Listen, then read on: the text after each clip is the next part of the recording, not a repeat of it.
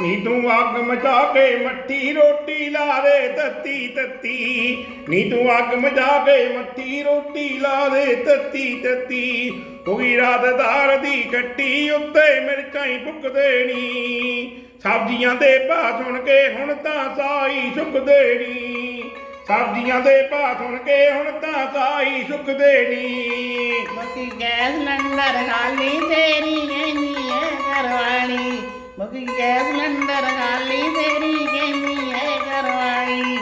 ਐਂਕੀ ਸੁੱਕੀ ਜਾਊ ਦਵਾਲੀ ਆਟਾ ਮੁੱਕਿਆ ਪਰਸੋਂ ਦਾ ਕਿਉਂ ਪਾਂਡੇ ਹੈ ਨੀ ਮੁੱਕਿਆ ਤੇਲ ਸਰਸੋਂ ਦਾ ਕਿਉਂ ਪਾਂਡੇ